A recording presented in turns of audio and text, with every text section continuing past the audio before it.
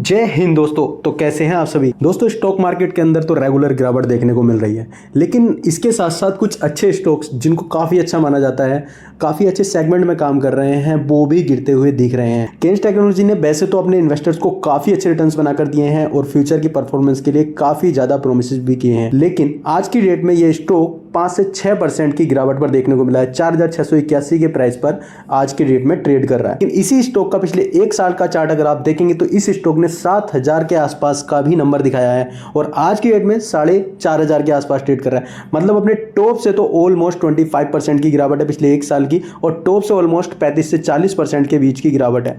तो गिरावट तो बहुत अच्छी हुई है, लेकिन इसके पीछे के रीजन क्या है ये पता होना सबसे ज्यादा जरूरी है। देखो, स्टॉक मार्केट में गिरावट होना कोई बड़ी बात नहीं है, हमेशा up and downs, bull and bears हमेशा आते जाते रहते हैं। लेकिन अगर आपको ये क्लैरिटी रहेगी कि भाई जो स्टॉक इतना अच्छा परफॉर्म कर रहा था, इसके प्रॉफिट्स अगर आप देखोगे, नंबर्स देखो तो बहुत ही जबरदस्त हैं, गाइडलाइंस बहुत अच्छी आई थी, लेकिन उसके बाद ही पिछले एक साल में स्टॉक ने 25% की, 30% की, 40% की टॉप से गिरावट दिखाई है। तो बहुत बड़ी बात तो नहीं है स्टॉक मार्केट के लिए, लेकिन जो स्टॉक फ्यूचरिस्टिक सेगमेंट में काम कर रहे हैं, ऑटोमेशन, चिप, ऐसे सेगमेंट्स में काम कर रहे हैं, तो वो स्टॉक अगर इतना गिर रहे हैं तो कुछ रीजन आपके पास क्लियर होने चाहिए कि भाई अगर आप इसके शेयर होल्डर हो तो आपको तब भी पता होना चाहिए, नहीं हो स्टॉक मार्केट से कोरिलेट करते हो तो भी आपको पता होना चाहिए कि कोई स्टॉक अगर गिरता है तो क्यों गिर रहा है। ये क्लैरिटी अगर आपको रहेगी तो आपको कम से कम ये विश्वास तो रहेगा कि जो स्टॉक मेरा गिरा है उसके रीजन ये थे और फ्यूचर में ये इंप्रूव होंगे या नहीं होंगे। ये क्लैरिटी रहेगी तो आपको ये पता रहेगा कि मुझे इसमें बने रहना है या नहीं बने रहना। तो दोस्तों, मैं हूं सुमित और स्वागत है आपका सुमित बैल टॉक्स में।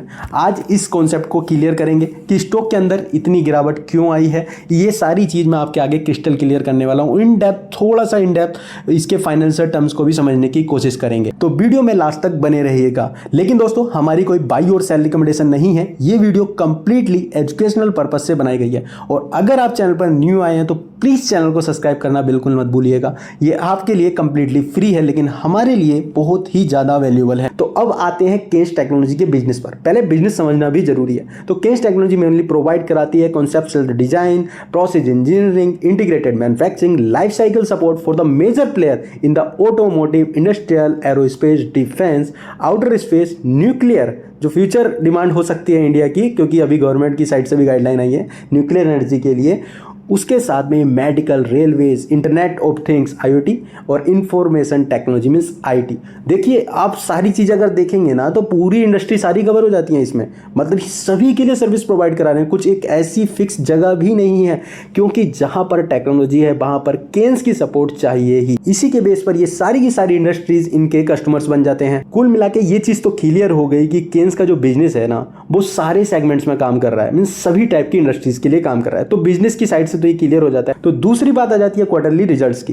तो नंबर्स अगर आप देखेंगे तो भाई वो तो बहुत ही अच्छे हैं। सितंबर 2025 में 906 करोड़ की सेल्स हुई थी, जिसमें कंपनी ने 121 करोड़ का नेट प्रॉफिट जनरेट किया था। तो ये भी अगर आप देखेंगे तो क्वार्टर ऑन क्वार्टर के बेसिस पर 2023 से लेकर 2025 तक ये कंप्लीटली आउटस्टैंडिंग है, मींस ऑल टाइम हाई पर इसकी नेट प्रॉफिट देखने को मिलता है। मतलब यहां से भी हमको चीज बिल्कुल ओके देखने को मिलती है, कोई यहां पर दिक्कत नहीं है। और इसके बाद अगर आप ईयर ऑन ईयर के बेसिस पर भी नंबर देखेंगे तो वो भी आउटस्टैंडिंग देखने को मिलते हैं। आप मार्च 2025 में 2722 करोड़ की सेल्स हुई थी, जिसमें नेट प्रॉफिट कंपनी ने 293 करोड़ का जनरेट किया था। तो मतलब यहां पर भी आउटस्टैंडिंग परफॉर्मेंस है। तो भाई प्रॉब्लम किस जगह पर है? प्रॉब्लम आती है नेक्स्ट स्टेप में, जो है इनका कैश फ्लो। कुछ चीज़ ऐसी होती है जो सामने से दिखती हैं, जैसे हमें उनके नंबर्स दिखे थे कि कितनी सेल्स हुई, कितना मार्जिन कमाया, कितना प्रॉफिट जनरेट किया। कुछ होती हैं जो हिडन चीज़ होती हैं, जो आपको देखना बहुत जरूरी है। इसलिए मैं कहता हूं कि कोई भी स्टॉक आप बाई करो उसकी डीप एनालाइज करो। मैं भी जब स्टार्टिंग में होता था तो मैं भी इन चीज़ों पर ध्यान नहीं देता था, लेकिन आज समझ में आता है अगर कोई स्टॉक गिर रहा है तो जो बड़े इंस्टीट्यूशनल फर्म्स है वो किस तरीके से चीज़ों को एनालाइज किया, और इसी चीज़ को नोटिस किया उन लोगों ने और उन्होंने कंसर्न रेज किया। तो केवल ये कैश फ्लो ही मैटर नहीं करता, और भी बहुत सारी चीज़ें हैं जिसका इंपैक्ट केन्स के स्टॉक पर पड़ा है। वो वन बाई वन डिस्कस करने वाला हूं। अभी केवल मैं नंबर्स की बात कर रहा हूं, जिसको समझना आपके लिए बहुत इंपॉर्टेंट है। तो पहले कैश फ्लो देख लेते हैं। तो कैश फ्लो में आपको यहां पर तीन चीज देखने को मिली है: कैश फ्रॉम ऑपरेशन एक्टिविटी, जो ऑपरेशन से आता है, कैश फ्रॉम इन्वेस्टिंग एक्टिविटी और कैश फ्रॉम फाइनेंशियल एक्टिविटी।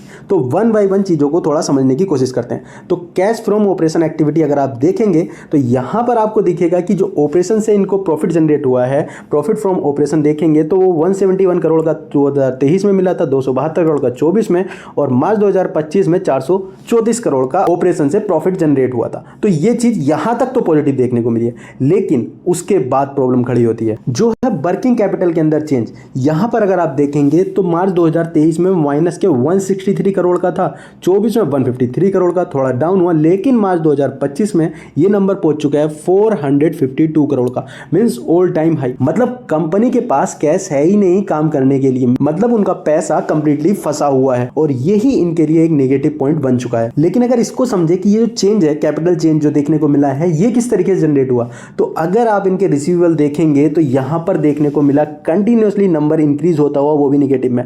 मतलब रिसीवेबल जो है 219 करोड़ की है, मार्च 2025 का नंबर है ये।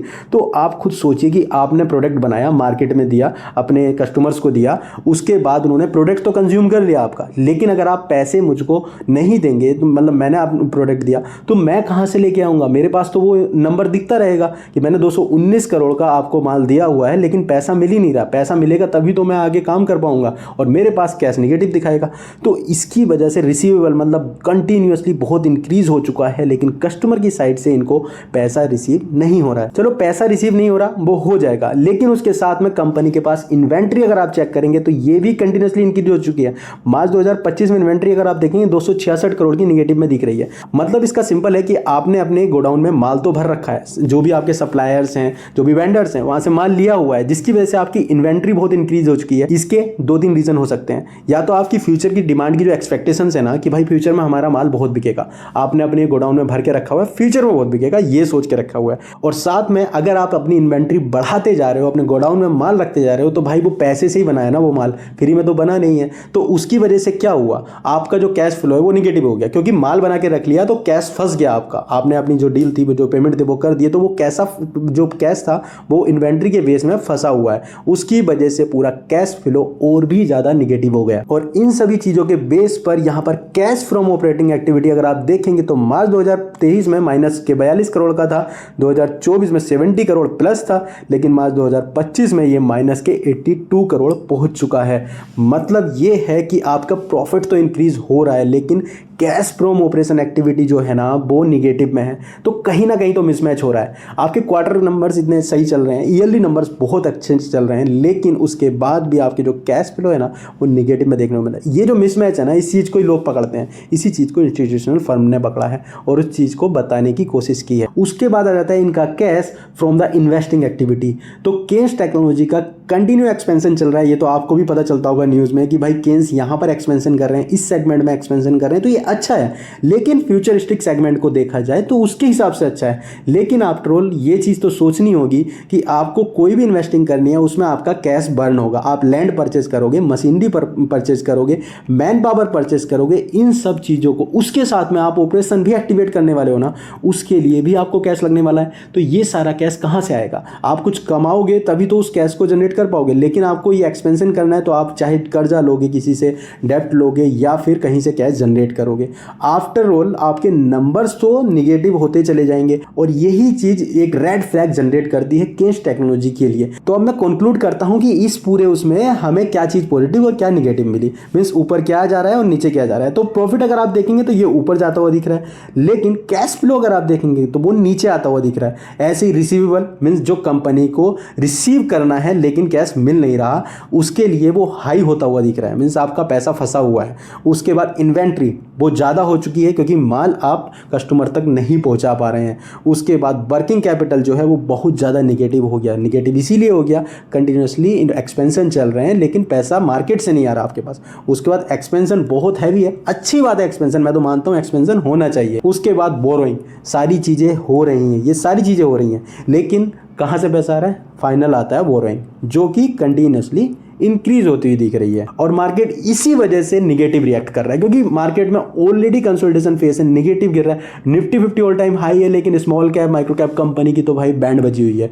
तो ये था निगेटिव कैश फ्लो वाला रीजन, जो काफी इंपॉर्टेंट रोल प्ले करता है फिलहाल केन्स की गिरावट में। और भी रीजन है जो मैं आपको बता देता हूं, वो इसी के आसपास में ही है। जैसे कि कोटक ने कंसर्न रेज किया था ओवर द फाइनेंशियल डिस्क्लोजर, इसी से रिलेट करता है। दिसंबर 2025 में Kotak institutional equities identify multiple mismatch, जो मैं मिसमैच के बारे में आपको बता बता रहा था वो उन्होंने फिजिकल ईयर 2025 में between Kaynes technology, its subsidiary Kaynes electronic manufacturing and another subsidiary.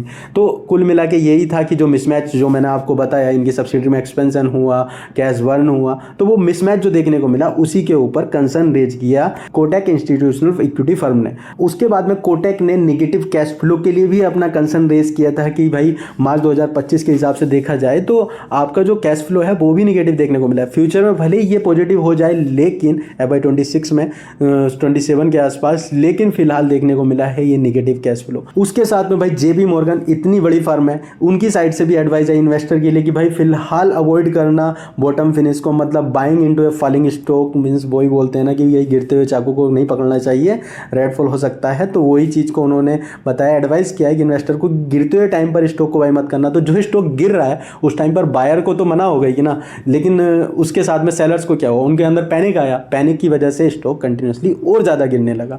उसके साथ में लॉक इन पीरियड एक्सपायरी, ये भी एक इंपॉर्टेंट पॉइंट होता है कि भाई नवंबर 2025 में end of the lock in period start हुआ था, इनका लॉक इन पीरियड एक्सपायरी आई थी, जिसकी वजह से इनके जो शेयर होल्डर्स थे उन्होंने रिलीज की थी approximately 11.6 million share, almost 20% of the company equity. तो आप खुद सोच कर देखिए कि 20% ऑफ इक्विटी अगर मार्केट के अंदर एकदम फ्रेश हो जाएगी तो कैसे स्टॉक गिरेगा। ऐसे बहुत स्टॉक होते हैं जब उनका लॉगिन पीरियड एक्सपायर होता है तो गिरते हैं, एक सर्टेन टाइम के लिए गिरते हैं। तो ये दोनों इवेंट एक साथ होने की वजह से और ज़्यादा फॉलिंग हमको देखने को मिली। लेकिन इन सब चीज़ों में पॉजिटिव बात क्या है, वो है मैनेजमेंट का रेस्पॉन्स। भाई सारी चीज़ें एक तरफ और मैनेजमेंट का जो रेस्पॉन्सिबिलिटी होती है ना, वो सामने फ्रंट फुट पर आके बात करते हैं, वो चीज़ बहुत अच्छी होती है किसी भी कंपनी के लिए। तो यहाँ पर केन्स टेक्नोलॉजी के मैनेजमेंट ने एक्नॉलेज किया है और जो रिपोर्ट आई थी कोटक की उसके ऊपर उन्होंने काम करने के लिए बोला है। लेकिन जब मार्केट में एक नेगेटिव सेंटीमेंट आ जाता है तो स्टॉक जो गिरना है ना, जितना गिरना है अपनी सपोर्ट तक, वहां तक तो गिरेगा ही। उसके बाद चाहे वो रेस्पॉन्स अच्छा है, अगले क्वार्टर के नंबर्स अच्छे हैं, नंबर्स अच्छे होते हुए दिखे फाइनेंशियल रिजल्ट्स, उसके बाद भले ही उसमें अच्छी खासी रिकवरी भी देखने को मिल सकती है। लेकिन दोस्तों जो लॉन्ग टर्म इन्वेस्टर हैं वो अलग तरीके से काम कर रहे हैं। यहाँ पर देखो शॉर्ट टर्म में मार्केट के अंदर रिकवरी आनी मुश्किल दिख रही है, केन्स टेक्नोलॉजी का स्टॉक भी गिरता हुआ दिख रहा है, काफी अच्छे अच्छे स्टॉक्स भाई आलू गाजर के भाव में मिल रहे हैं। तो ऐसा कुछ नया नहीं है केन्स के साथ कि केन्स अकेला स्टॉक है जो गिर रहा है, काफी स्टॉक ऐसे हैं जो अच्छे नंबर्स के बाद भी, अच्छे प्रोडक्ट पोर्टफोलियो के बाद भी गिरते हुए दिख रहे हैं। तो ये थे कुछ रीजन जो केन्स टेक्नोलॉजी में उसके स्टॉक की गिरावट में मुझको लगे, जो मैंने आपके साथ शेयर किए। अगर दोस्तों वीडियो इन्फॉर्मेटिव लगी हो तो प्लीज़ लाइक कर देना, शेयर कर देना और चैनल को सब्सक्राइब करना बिल्कुल मत भूलिएगा। मिलते हैं जल्दी एक नई इंटरेस्टिंग वीडियो के साथ, तब तक के लिए हैप्पी इन्वेस्टिंग। Thank you.